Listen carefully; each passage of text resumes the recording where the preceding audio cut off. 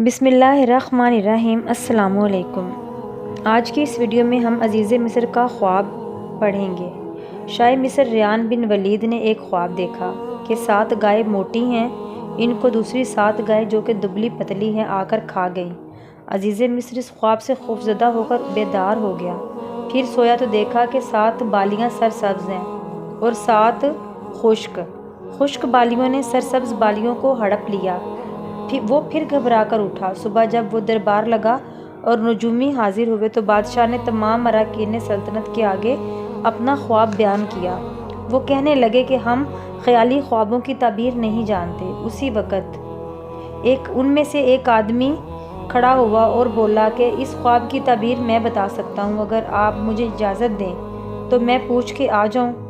عزیز مصر نے اسے روانہ کر دیا۔ اس نے آ کر سیدنا یوسف علیہ السلام سے خواب کی تعبیر پوچھی اور کہا، اے یوسف، ہمیں اس خواب کی تعبیر بتا تاکہ میں لوگوں کے پاس تعبیر لے جاؤں، شاید کہ وہ سمجھ جائیں۔ خواب یہ ہے کہ 7 موٹی تازی گائیں ہیں، ان کو 7 دبلی پتلی گائیں کھا رہی ہیں، اور 7 سرسبز خوشوں کو 7 خشک خوشے کھا رہے ہیں۔ سیدنا یوسف علیہ السلام نے بتایا کہ 7 سال خوب فصلیں اگیں گی اور غلہ پیدا ہوگا، اس کے بعد 7 سال قحط سالی ہوگی، پھر اس عرصے کے بعد 1 سال آئے گا جس میں بارش برسائی جائے گی اور تر و تازگی ہوگی، اور وہ لوگ گنے، انگور، زیتون، تل اور دیگر پھلوں کا رس نکالیں گے۔ یوسف علیہ السلام نے ان کو نہ صرف یہ کہ تعبیر بتائی بلکہ حالات کا مقابلہ کرنے اور ان سے نپٹنے کے لیے رہنمائی بھی فرمائی کہ خوشحالی اور تر و تازگی کے سالوں میں غلہ ذخیرہ کرو اور احتیاط کے ساتھ اسے بالیوں میں ہی رہنے دو، صرف کھانے کی ضرورت کے تحت اسے نکالو، اور قحط سالی کے دور میں بیج بھی کم ڈالنا کیونکہ ان سالوں میں غلہ کی پیداوار کم ہوگی۔ یہ یوسف علیہ السلام کے کمال علم و فہم اور درست رائے کی دلیل ہے۔ بہرحال قاصد نے جب جا کر تمام تعبیر بیان کر دی تو عزیز مصر یوسف علیہ السلام کی خوبیوں کا قائل ہو گیا اور حکم دیا کہ اسے لے آؤ تاکہ وہ میرے مخصوص لوگوں میں شامل ہو جائے۔ سیدنا یوسف علیہ السلام نے فرمایا کہ مملکت کے ذرائع پیداوار کا مجھ کو مختار کل بنا دیجیے اور تمام گوداموں کی نگرانی میرے سپرد کر دیں تاکہ اپنے حسن و انتظام سے خوشحالی کے غلہ کو قحط سالی کے ایام کے لیے محفوظ رکھ سکوں۔ عزیز مصر نے یہ منصب سیدنا یوسف علیہ السلام کے سپرد کر دیا۔ جب قحط سالی شروع ہوئی تو سیدنا یوسف علیہ السلام کے پاس مصر کے علاوہ کنعان کے لوگ بھی غلہ لینے کے لیے آئے۔ برادران یوسف بھی غلے کی خاطر آئے تو سیدنا یوسف علیہ السلام نے انہیں پہچان لیا، مگر انہوں نے نہ پہچانا کہ یہ تو وہی یوسف ہے جسے وہ کنویں میں ڈال آئے تھے۔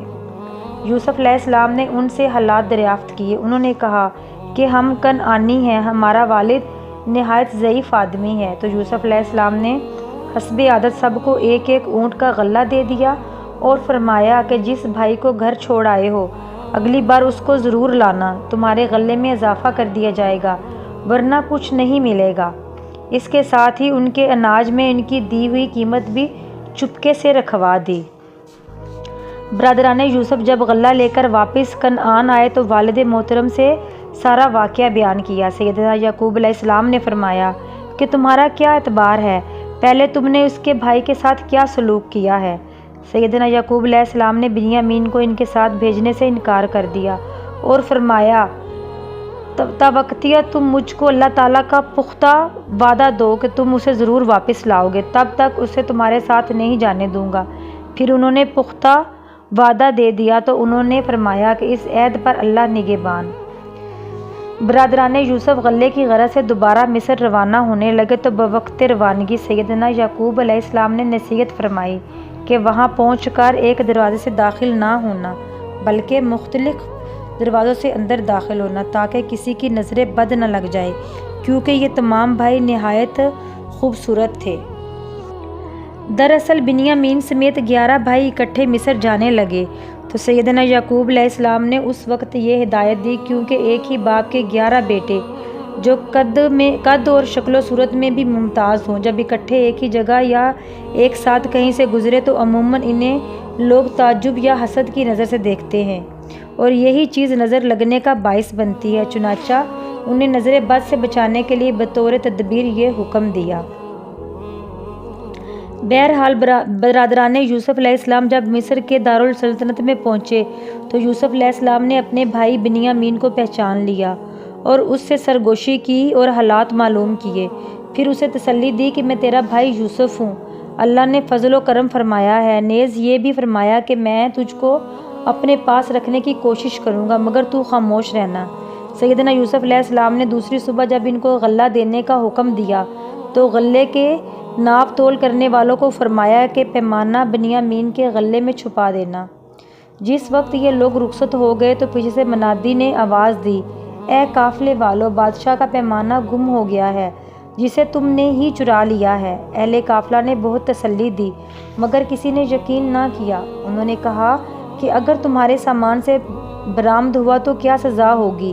انہوں نے جواب دیا کہ جس کے پاس سے پیمانہ برآمد ہوا اسے روک لیجیے گا۔ جب تلاشی لی گئی تو پیمانہ بنیامین کے غلے سے برآمد ہوا تو اب اہل قافلہ یعنی برادران یوسف کہنے لگے کہ آپ مہربانی کریں، بنیامین کی جگہ کسی دوسرے بھائی کو روک لیں۔ ہم اپنے والد سے وعدہ کر کے آئے ہیں جو کہ نہایت بوڑھا آدمی ہے۔ مگر یوسف علیہ السلام نے ان کی ایک نہ مانی تو روبیل نے واپس جانے سے انکار کر دیا کہ تم جاؤ، والد کو حالات جا کر سناؤ، مگر اب میں نہیں جاؤں گا جب تک والد اجازت نہ دیں یا اللہ تعالیٰ میرے بارے میں کوئی فیصلہ نہ کر دے۔ ان بھائیوں نے کہا کہ یہ چوری تو کچھ تعجب کی بات نہیں ہے، اس سے پہلے اس کا بھائی یوسف بھی چوری کر چکا ہے۔ یوسف علیہ السلام کو ان کی یہ بات سن کر پی گئے، حقیقت ان پر نہ کھولی، بس زیر لب اتنا کہہ کے رہ گئے، بڑے ہی برے ہو تم لوگ، میرے منہ پر ہی مجھ پر الزام لگا رہے ہو، اس کی حقیقت اللہ خوب جانتا ہے۔ انہوں نے کہا، اے سردار، اس کا باپ بہت بوڑھا آدمی ہے، اس کی جگہ ہم میں سے کسی کو رکھ لیجئے، ہم آپ کو بڑا ہی نیک نفس انسان پاتے ہیں۔ یوسف علیہ السلام نے کہا، اللہ کی پناہ، دوسرے کسی شخص کو ہم کیسے رکھ سکتے ہیں؟ جس کے پاس ہم نے اپنا مال پایا ہے، اس کو چھوڑ کر دوسرے کو رکھیں گے تو ہم ظالم ہوں گے۔ جب انہیں بنیامین کی رہائی سے مایوسی ہوئی تو انہوں نے مشورہ کیا کہ بڑے بھائی نے کہا، آپ کو معلوم ہے کہ ابا جی نے ہم سے پختہ وعدہ لیا تھا اور ہم یوسف علیہ السلام کے بارے میں کوتاہی کر چکے ہیں، لہٰذا میں اس جگہ رکوں گا ابا جی کی اجازت تک یا اللہ کوئی میرے بارے میں فیصلہ نہ کر دے۔ تم باقی بھائی چلے جاؤ اور ابا جی سے حالات بیان کرو۔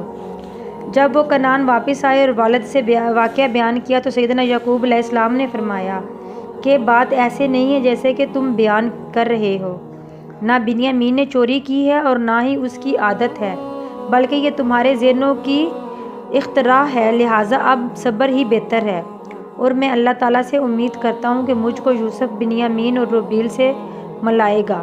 وہ میری حالت اور درد فراق کو جانتا ہے اور تقدیر تدبیر کے معاملے میں حکمت والا ہے۔ کثرت غم اور رونے کی وجہ سے سیدنا یعقوب علیہ السلام کی آنکھیں سفید ہو گئیں اور وہ نہایت غمناک تھے۔ بیٹے کہنے لگے کہ اللہ کی قسم، اب بھی اگر یوسف کی یاد کو ختم نہ کیا تو قریب ہے کہ اپنی جان کھو دیں گے۔ سیدنا یعقوب علیہ السلام نے فرمایا کہ میں اپنے غم اور مصیبت کا شکوہ مخلوق کی بجائے اپنے خالق سے کرتا ہوں، مجھے امید ہے کہ اللہ تعالیٰ ضرور اس مصیبت کو دور کرے گا۔ پھر بیٹوں کو یوسف اور بنیامین کی تلاش میں روانہ کرتے ہوئے فرمایا کہ اللہ تعالیٰ کی رحمت سے نا امید نہ ہو، اللہ تعالیٰ کی رحمت سے نا امیدی ہونا کفارہ کا شیوا ہے۔ برادران یوسف پھر غلے کے حصول کے لیے مصر کے دارالسلطنت کی طرف روانہ ہوئے۔ جب یہ لوگ سیدنا یوسف علیہ السلام کے پاس پہنچے تو عرض کیا، اے عزیز مصر، ہمیں ہمارے گھر والوں کو قحط کی وجہ سے تنگ دستی اور عیالداری کا سامنا ہے، اب کی بار ہمارے پاس رقم بھی پوری نہیں ہے، ہم پر صدقہ کیجیے، اللہ صدقہ دینے والوں کو جزا خیر دیتا ہے۔ یہ باتیں سن کر سیدنا یوسف علیہ السلام کا دل بھر آیا تو حکم الہی تعارف کراتے ہوئے ارشاد فرمایا، کیا یوسف اور اس کے بھائی کے ساتھ جو کچھ تم نے کیا تھا جانتے ہو؟ جب کہ تم جاہل تھے تب انہوں نے تعجب حیرانی کے عالم میں عرض کیا کہ کیا آپ ہی یوسف ہیں؟ فرمایا کہ ہاں، میں ہی یوسف ہوں اور یہ میرا بھائی ہے جس سے تم نے بدسلوکی اور بے مروتی کی، اللہ تعالیٰ ہم پر احسان کرے۔ یہ سن کر تمام بھائی نادم اور پریشان ہو گئے اور سر جھکا لیا اور کہنے لگے کہ ہم بلا شبہ خطا کار ہیں۔ اللہ نے ہم پر فضیلت بخشی اور فرمایا کہ آج کے دن تم پر کوئی الزام نہیں، میں آج کسی بات پر گرفت نہیں کرتا۔ اللہ تمہیں معاف فرمائے، وہ سب زیادہ مہربان ہے۔ سیدنا یوسف علیہ السلام نے فرمایا کہ میری یہ قمیض لے جاؤ جو زیب تن تھی، جا کر ابا جی کے چہرے پر ڈال دو، اللہ تعالیٰ کے حکم سے ان کی بینائی بحال ہو جائے گی۔ والدین سمیت تمام اہل و عیال کو میرے پاس مصر لے آؤ تاکہ راحت و آرام کی زندگی بسر کر سکو۔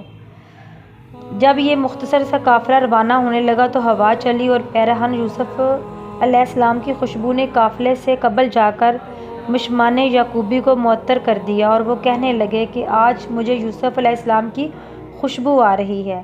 مگر اہل خانہ نے کہا کہ اللہ کی قسم، آپ اس پرانے خیال میں ہی رہیں گے۔ جب خوشخبری دینے والا اس کرتے کو لے کر آن پہنچا اور چہرے پر ڈال دیا تو بہنائی بحال ہو گئی۔ تب فرمایا، میں نے تم سے نہیں کہا تھا کہ میں اللہ کی طرف سے وہ جانتا ہوں جو تم نہیں جانتے۔ اللہ تعالیٰ فراق کے بعد وصال کرے گا اور دیدار نصیب کرے گا، مسرت اور راحت کے سامان پیدا فرما دے گا۔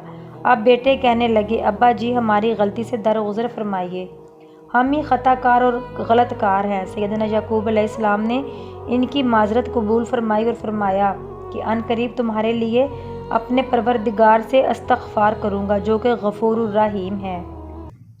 امید کرتی ہوں آپ کو آج کی ویڈیو پسند آئی ہوگی۔